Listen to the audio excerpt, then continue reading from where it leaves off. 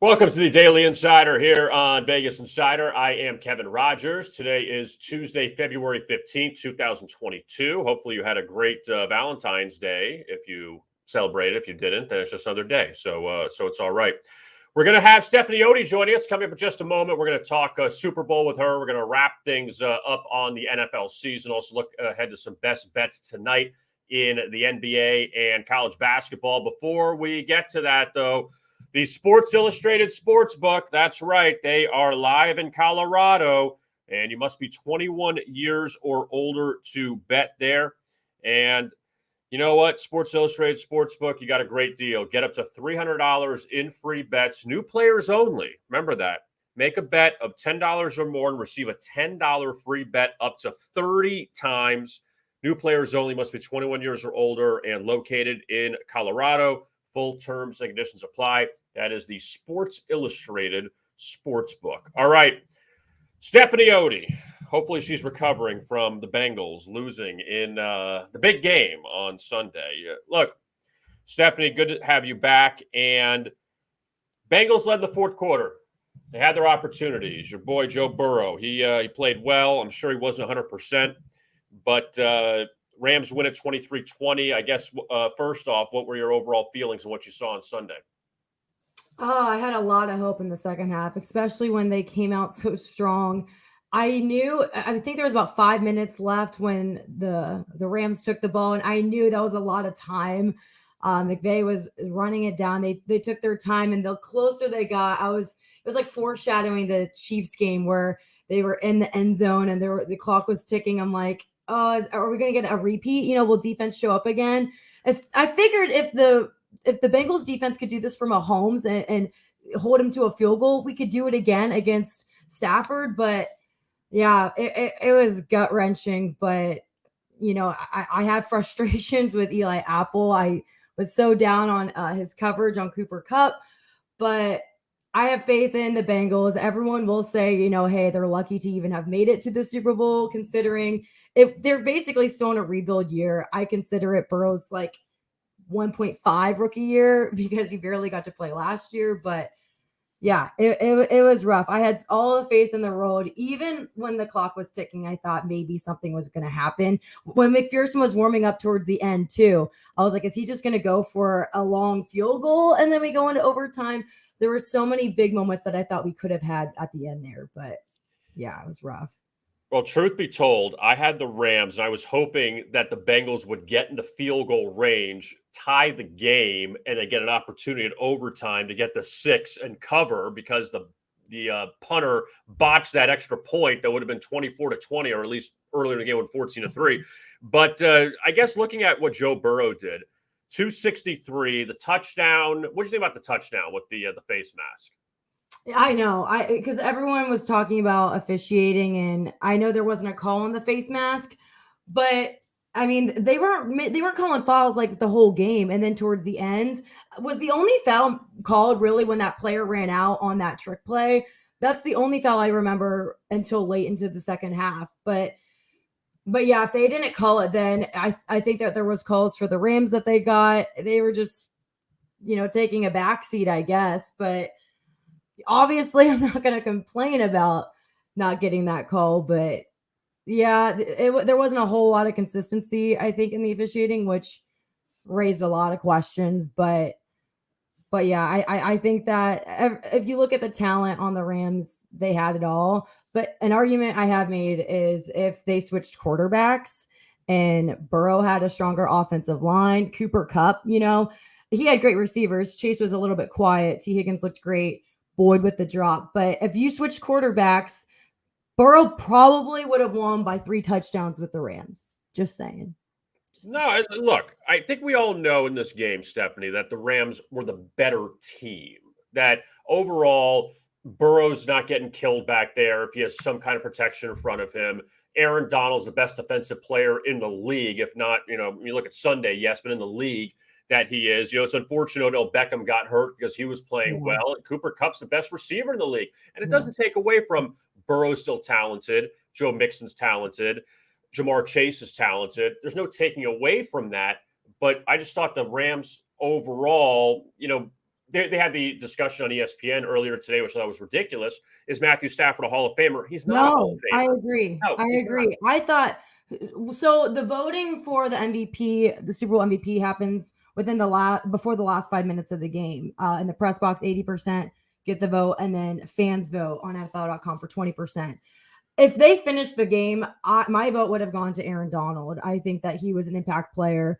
When you're looking at these offenses go against each other, he was the X factor. Cooper Kupp, yes, but I mean, when you look at the stats, I think Kupp deserved it. I just don't think Stafford did. So I'm glad that Kupp got it, but you can make a case for Donald, I think, too, for Super Bowl MVP. But for Hall of Fame, also on, I think it was First Things First, they were talking about how Stafford has never led the stats that he's led the league in. He's never led in touchdowns, never led in yards, never led in QBR, but he has led multiple seasons in interceptions. So we're talking about the same exact season where Tom Brady and Ben Roethlisberger retire. Like, those are Hall of Famers.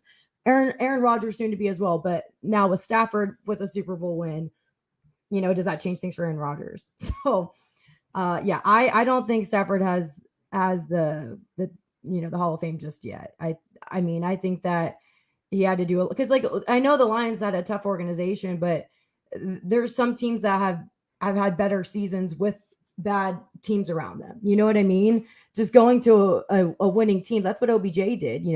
I'm happy for OBJ, but he kind of left a bad organization to go to a superstar team. It's kind of NBA is happening in the NFL now, where you just get a bunch of all-stars and go into one team and they win. But in the NBA last year, Giannis did it without taking all these all-stars. So the roles are kind of flipping there. Well, and also Matthew Stafford was never the best quarterback in his own division. If you think about it, he was behind Aaron Rodgers for all those years in Detroit. And now even in LA, I mean, I don't know who you'd say the best quarterback of this division was with Russell Wilson. I mean, Russell Wilson struggled this year, but even Kyler Murray, who played well the first half of the year before things kind of went backwards. Garoppolo had the Niners in the NFC Championship. So Stafford hasn't really even been the best quarterback in his own division his entire career. Yeah. So, I mean, I raised the question about, like, how significant it is to have a team around you, to have, the right offensive linemen, to have, that's what we've seen with Justin Fields. But then you see how Cam Newton goes to New England, things don't work out, and then a rookie comes in and has some success. So how significant do you think it is to have the right core around you, to have the right offense? Because you can't just insert any quarterback into a new offense. You have to shape around them. I do think, though, that they made the right move by getting rid of Jared Goff, because Goff only took him so far. Stafford's better than Jared Goff. I mean, that's blatantly obvious. But, Stafford still was trailing in the fourth quarter in the Super Bowl. And they needed a penalty towards the end, a questionable penalty. But going back to the Bengals for a second, Stephanie, and you and I are going to disagree on this one, but I believe, and I've said this on several shows, that when Cam Newton took Carolina to the Super Bowl, they were 15-1. Oh, they're going to come back. Not back again. Matt Ryan, that meltdown against the Patriots, they'll be back. Not back again. Mm-hmm. I think it's going to be tough. Joe Burrow and the Bengals had their opportunity here. Hold on. That the Chiefs will be back. The Bills will be there. The Ravens, if Lamar Jackson's healthy, will be there. I just think that the opportunity was there for Cincinnati to win the Super Bowl leading in the fourth quarter. I just think, not that they're not going to be competitive, but to get back to this game, I think may be tough for them. There's two different arguments in that, because will they be back? Like, they weren't supposed to be there in the first place. They were last in their division, like, how many weeks prior to that? So, but when you look at the game itself, so you could talk about the season, would they get there? And then you could talk about that game. I agree. They had it. It was theirs to lose. But again, they didn't do the right things leading up to that point to win in that instance, So I think this is going to be a monumental offseason for them. I tweeted after, I forget how many sacks Burrow had at that point, but I tweeted, like, you better dedicate your entire offseason, entire cap space to protecting your quarterback. I mean, the fact that Burrow went down last year is heartbreaking. I mean, you go all in on the first overall pick, I mean, the Dolphins were trying to get him. And so the Bengals held on. They get Joe Burrow, and they don't do anything to protect him. It's gut-wrenching. And I'm seeing this happen to 2 Buckeye quarterbacks. Like, it's not easy for me to just watch these guys go out there on their own. Like, protect your guy. Like, that's the thing that I think would help the Bengals if they don't invest properly. You're right. And who was it? Someone said, I think it was Carson Palmer said that Burrow might reconsider being with the Bengals after this. But, it really does depend on what his organization does to help him. No, I don't think he's leaving. I think he likes being in Ohio. I think that he's the face of the franchise. And honestly, now with the way things have gone in Cleveland with Baker Mayfield, that who knows what's going to happen there. He's like the face of quarterbacks in Ohio now. Better than the Browns. Like, the Browns were the team like 2 years ago that were supposed to make the Super Bowl. They had all this pressure on them. They couldn't do it. The Bengals had no expectations going into this year, and you saw what they did. I guess my point was that now you have a little more of a target on your back moving forward. The Bengals aren't going to catch anybody by surprise anymore. That's, I think, what it is. So now if you were to face Kansas City again, if you were to face Buffalo in the playoffs, maybe Tennessee again, Baltimore, the Chargers will be improved. New England could be in the mix. It's just they're in a lot of competition with some of these teams in the AFC. Right. That's what I was thinking. Like, yeah, they won't surprise anyone, but are they that team in the AFC where you're circling them on your schedule? I mean, yeah. I think there's a lot of competition in the AFC, but because there's ways you can exploit the Bengals. I mean, there's ways to do it. So I think that as teams as a whole, I think there's other teams in the AFC that people will be concerned about. But yeah, the Bengals, you don't go in there unprepared, obviously. But are they the biggest target in the AFC? I don't know. I mean, you go to the Super Bowl. I mean, the Bills look really good. Yeah, but I mean, you look at it, the Bills have been a threat, but the Bills with Josh Allen still haven't gotten over the hump. And they've lost to the Chiefs twice. The Bengals somehow beat the Chiefs and got there. And I understand the Bengals had 2 walk-off kicks to win the last 2 games, and they had the late interception against the Raiders, and they led in the fourth quarter, so they're in all of these games. But I've always said that besides Tom Brady's the only guy that could lose a Super Bowl, and I say he's back the next year. I'm not worried about it. I feel like all these other young quarterbacks, it's just so hard. Even the Rams. I'm not saying the Rams are going to repeat either. Like, I think the Rams won this. Who knows what Aaron Donald's going to do? Jimmy Garoppolo didn't make his way back either, You're right. Exactly. Garoppolo, they had the opportunity. They didn't win that Super Bowl against Kansas City. They blew a 10-point lead to the Rams. Hear me now. But I will say there's so much about Burrow that we see his talent on the field, but this is the way I explain. He's magic. He's literally just magic. Like, the fact that the Bengals made it to the Super Bowl is just ridiculous. But people are fleeing to Cincinnati to work with this guy.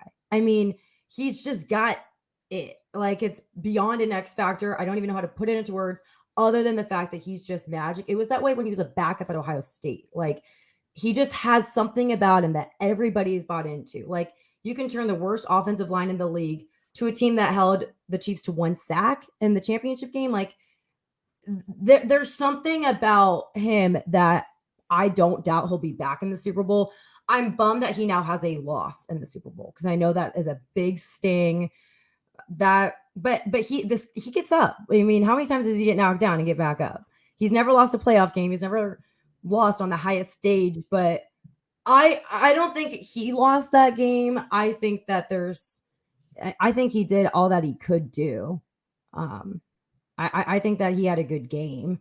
I think it's on his organization's shoulders at this point. Like, it's on them if they're going to be back. How'd you do with your props for the game? I went way too in on the Bengals. But I had Mixon as the leading rusher. That one turned out good. I almost took OBJ as the first to score a touchdown. I'm not going to lie, though. When he went out, I thought, hey, this is our game. Because he looked good right out of the gate. Because, I mean, he wanted it. I think that was a lot of emotion, fueling him.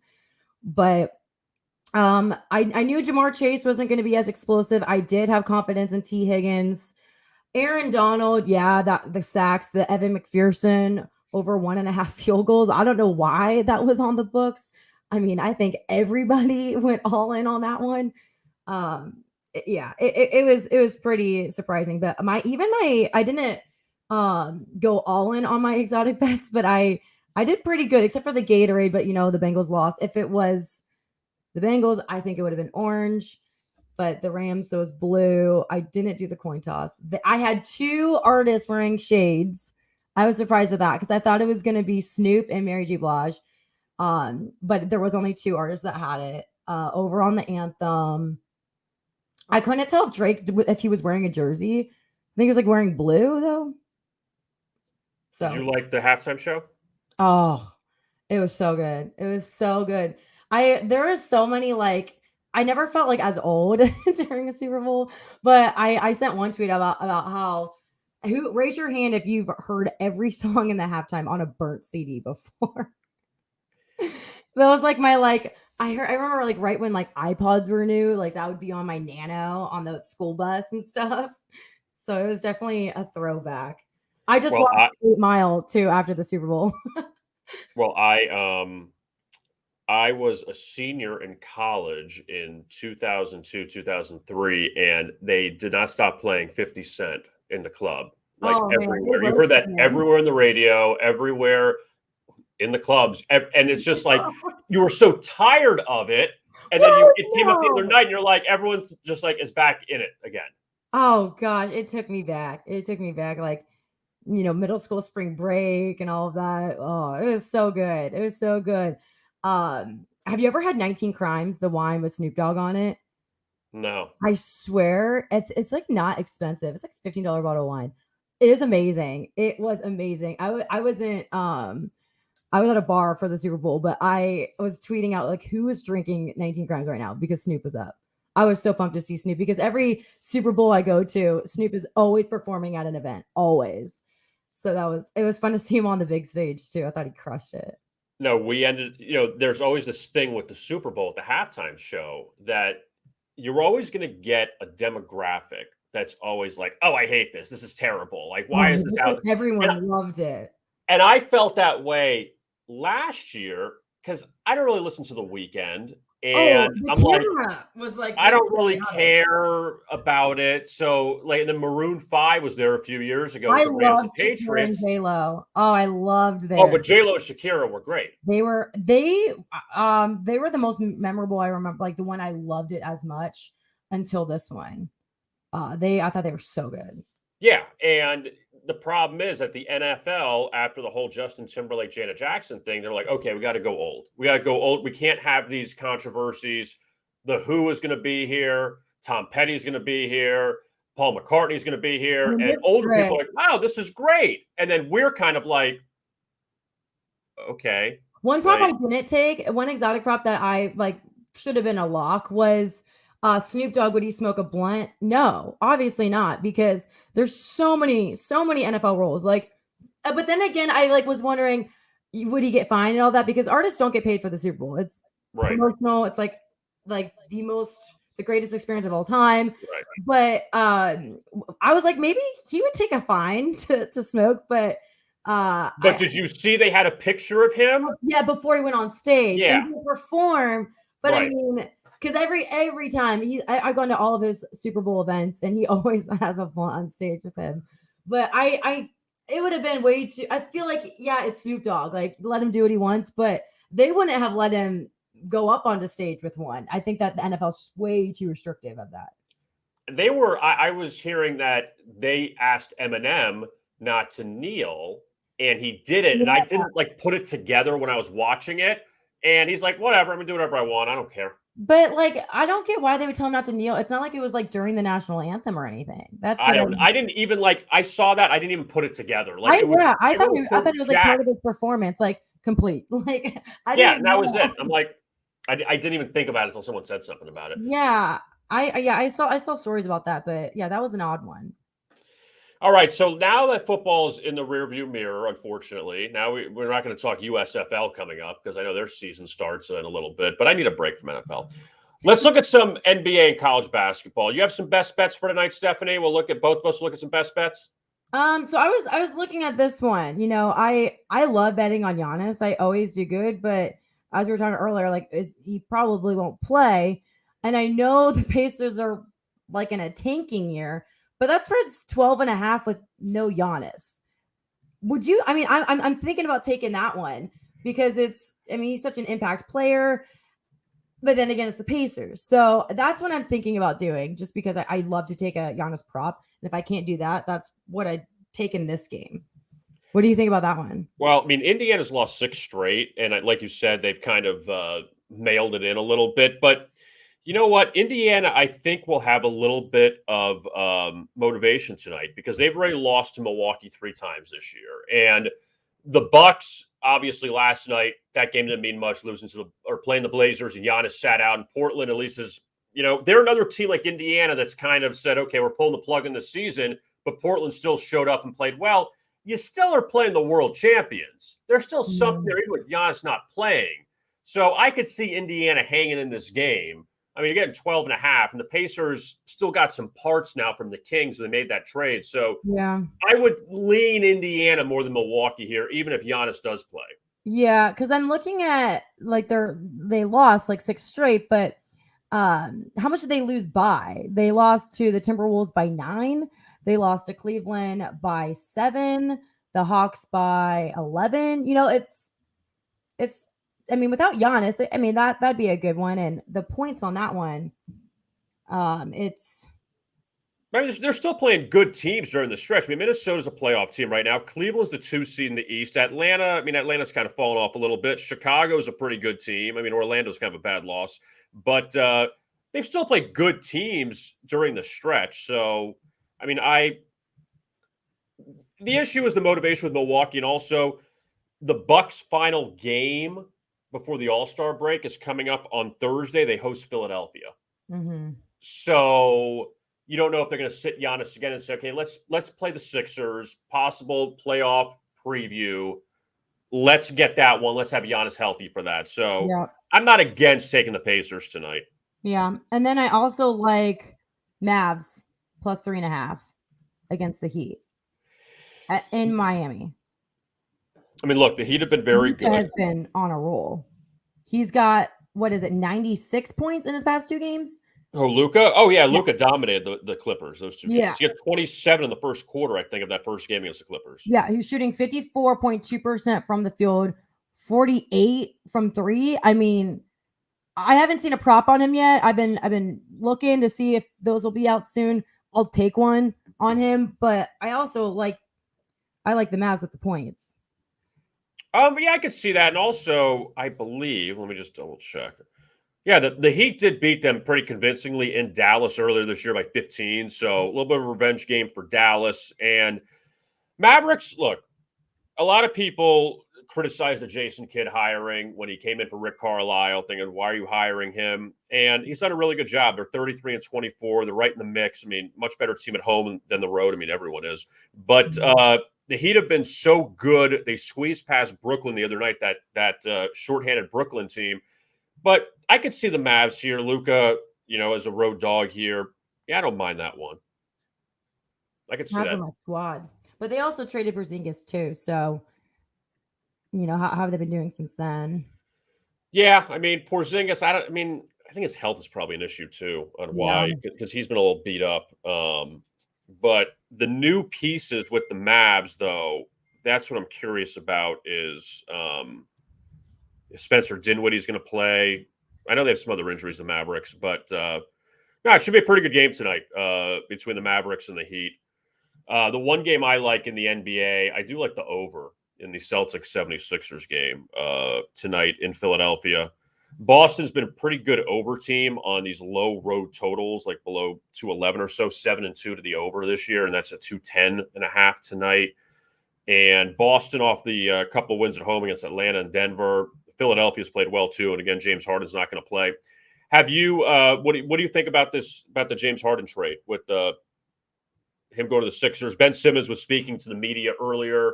Now he's with Brooklyn. I think it's good he got a fresh start. A lot of people are going to say, well, you're going to come back and play. The mental health thing, is that fixed? But I think it's a win-win for both teams. I think Yeah. Harden will be motivated with Philadelphia. I think Simmons needed a fresh start with Brooklyn. Yeah, I'm neutral about it, but I did like having Harden in New York. I'll jump and be a home team fan, but yeah, I think it is a neutral thing. They both wanted to switch, get out of their current organization, and they got what they wanted. That'll be interesting to see which team benefits more, because Harden's obviously a power player, and Nets are willing to get rid of him. 76ers get him. What does it do for them? But both of these guys kind of have a little bit of like drama too, like what does this do to the locker room is something, or like the team dynamic is something that I'm curious to see how it plays out, because it's not just them you're getting some external stuff too. Well, it's like different kinds of drama. Yeah, yeah. Harden's like a stubborn guy, and you don't really know what you're getting from him. Simmons is a young guy. Yeah. Yeah.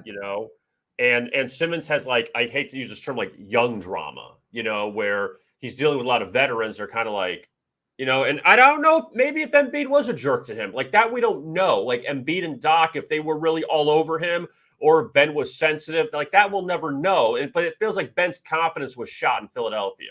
I can also see, I mean, yeah, maybe they weren't great to him, but like they were clearly frustrated with him. I think that would be understandable, but I don't know how it played out in the locker room. But yeah, I'm very curious to see how these two figures like that will work in their new organizations. I mean, the worst part about it is with Brooklyn, I think they had 16 games that Durant, Kyrie, and Harden played together in a year-ish, whatever time frame it was. You never even got the opportunity to see what the three of them could do together. Yeah, that's a good point. Yeah, but then again, they had so many guys on the Nets, so I mean, to see them all at once, but you had it's not like he was the guy, or having both of them on there. They had a full team. So yeah, I think it would have been great to see them all three together, but they had other guys, they were loaded.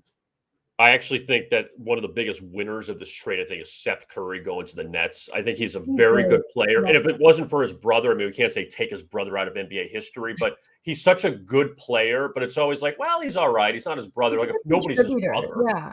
Yeah. So, I mean, when I covered Mavs, like he was around there too. He's a good impact. You know what I mean? Like as a team, like complete opposite of what we were just talking about. I think he's a great locker room guy too. I think he can contribute on multiple sides of the ball. I think that he's a good addition, but like doesn't get the credit he deserves. No, and it's just too bad, just because of his last name. When he's a guy that could be a borderline all-star, but obviously, he could shoot and he could score. But we'll see what he does here, and it should be definitely the NBA playoffs in the Eastern Conference will be extremely interesting to see if Brooklyn, Philadelphia somehow meet up at one point. I mean, Brooklyn still has work to do. They just broke an 11-game losing streak last night. They still got to win some games to kind of like improve their seeding. So who knows if they'll even play in the first round. I mean, it could get to that point because of the way Durant's not coming back anytime soon, and Kyrie plays in half the game. So do you have any dark horses for like at this point in the season? Like last year, I feel like the Hawks kind of came in that's when things started to take off for them. Right now in the East, I don't want to call them a dark horse. I think Toronto is a team to keep an eye on. I know they got blown out by New Orleans last night, but Toronto has played really well. I'm not going to call the Bulls a dark horse because they're 37-21. Cleveland, I don't think I have a lot of faith in Cleveland to make a lot of noise in the playoffs. But I would say Toronto in the East, and in the West, I don't have enough faith in Minnesota to make a run. You know who could be interesting, and we call him a dark horse, but Denver could be kind of interesting because I feel like they have been under the radar this year with Jamal Murray out, and Jokic got to carry a lot of the load, and they've had a lot of injuries. But Denver feels like a team that could still like hang around. And with the way Phoenix has played, with the way Golden State has played, with the way Memphis has been unbelievable this year. Utah's kind of come back to life a little bit. I think Denver's maybe a team that people are forgetting about. So I'd say Denver and Toronto are the two teams to pay attention to. Do you think Lillard will get a ring? No. Chris Paul? You know, it's funny. We had that discussion about Joe Burrow earlier. I think the Suns up 2-0 over the Bucks last year. They blew it. I think that was the best opportunity for Chris Paul. It was an equal amount of Giannis being Giannis and Chris Paul. I don't want to say being Chris Paul. Just I don't know what happened to him. Yeah, I mean, he was doing great. Like, he was the MVP favorite at a point. Like, I remember when Giannis was like very far behind him in the MVP. Like, that was so odd. I was so surprised by that. But it was like a 180. And he was even at home too, which was so bizarre. I just feel like Phoenix had the opportunity, and I'm not blaming Chris Paul on this one. Yeah, I think it's an equal. But they had the chance, and also a lot of people go to this place and they say the Suns beat the Lakers. Anthony Davis was out most of that series. The Clippers, Kawhi was out because he suffered the ACL tear against the Jazz. So Paul George had to carry the load in the Western Conference Finals. Golden State now, you get Steph and you get Clay healthy. They weren't even in the mix last year. I know. That was weird. And now they're there. I have no idea what the Lakers are going to do if they ever figure out their stuff, I their don't think drama. LeBron gets another. I don't. The problem, I want to see if LeBron and Anthony Davis are healthy. If you just get the two of them healthy, what they could do. And that, again, you're 26-31. Like the Nets, you have work to do. You got to win some games here. You can't be losing to Portland on the road. So I think Memphis is really curious too. They're 40-18, Memphis. Like, that's nuts how good they are. Like, they have just been excellent this year with Ja Morant and a lot of other really good players. Not a lot of star power past Ja Morant. Yeah, it's just interesting to see how things shuffle around so much. But it's going to be good. These NBA playoffs will be really good. You have a lot of great storylines. Yeah. One more question I wanted to ask you about the Super Bowl was Zach Taylor. Did he prove himself to McVay? Yeah, I mean, look, Zach Taylor, and I'll say this, living in South Florida, seeing that Zach Taylor was a Dolphins quarterbacks coach or whatever position he was, and you think, damn, Dolphins just promoted him to be the head coach, instead of having him leave to go to Cincinnati. But he's obviously a good young coach. And look, McVay did not look good in that game. And Zach Taylor, I don't think that people are criticizing the Bengals' loss on not putting on Zach Taylor. A lot of people are going to kill Sean McVay from the criticism standpoint if they lost that game, because everyone's saying, "Why are you running? Why are you running? Why are you running?" But Zach Taylor, I don't think deserved blame. Look, the 4th and 1 early in the game, Burrow didn't make the right throw. Like, that wasn't on Zach Taylor. Mm-hmm. And then they had the other 4th one. They had opportunities. I think that's the thing, and it's not about necessarily, I think at that point, the coach. I think it comes down to who is able to execute. And Stafford executed on the touchdown pass to Kupp. Burrow played well, but Burrow on a couple of 4th and 1s didn't convert. I just think it gets out of the coach's hands at that point. Yeah, but he did get away with a trick play that McVay wasn't able to. He couldn't. He did pass one. Well, what's funny is Mixon had the touchdown pass, and Cooper Kupp had a pass he overshot Matthew Stafford on. He was wide open. So that was a little bit of a killer there. But no, it was a good game, thankfully. And after last year, which was a real dud, look, you just hope these games are competitive, and that's what the case was.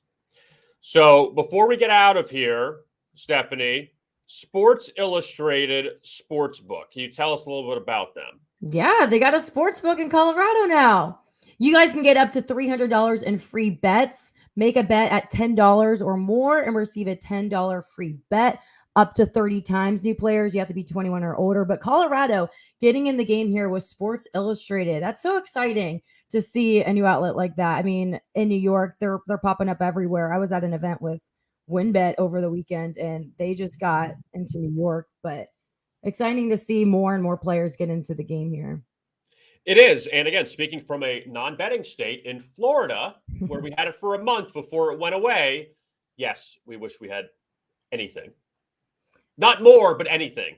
You're in New York, you're lucky. You get a bunch of stuff. We're in Florida, and we had November 1st 1 month, and then December 4th or something, it was like, oh, goodbye. That was it. They So they tease you in Florida. I mean, they'll I was like, it's we got something. They were wanting to do something for the Super Bowl, I thought too. At least like when the Bucks were there for a home game for the Super Bowl, yeah. they should have made something like that happen. But yeah, Yeah, we're not so lucky. We're a mess. 'Cause that's just Louisiana got it done in time before March Madness too, which is great. yeah, So, Louisiana's loaded, and a lot of other states are getting it done. Waiting for your state of Ohio still on the ooh, sidelines. that's been in conversations for like 3 years at least. Yeah. I think it's certain that it's coming. It's just a matter of how's it going to be rolled out, like who are the players in it. Like I think it's happening. It's just I have no idea when it's going. I can actually place a bet in Ohio. We just need to move to really small states because that's where they're at. I mean, New York now has it, obviously, but Yeah. Texas, California, Florida, nothing. And I kid you not, like in New York, everyone is betting. Like I had a friend in town from Minnesota. She went crazy on it. She was texting, she like placed all of her Super Bowl bets before she left, like a week in advance. But everyone I interact with is betting some shape or form. So yeah, people get into it once you have it. Yeah, it's really great. And I had the same thing when we were in Tennessee a year ago, and just getting on the phone. You're like, oh, like you don't have to like go somewhere. You're just on your phone. You just go. Well, don't go crazy, but you're just we don't need that, But no, it's pretty cool. So Florida, we'll wait another year or so and still not have anything, but it's okay. So all right, Steph. So we'll be back Thursday. You'll be back Thursday on the show. And we'll talk some college basketball. So we're looking forward to that. And I guess now turning the page past football, now going towards March Madness. So it's good to see. It's good talking to you again, as always. And looking forward to Thursday's show. Same. Getting into some college hoops. I know. So we're looking forward to going down the stretch. So for Stephanie Otey, I'm Kevin Rogers, and we'll talk to you again tomorrow at noon Eastern for another edition of the Daily Insider. And as always, best of luck with your bets.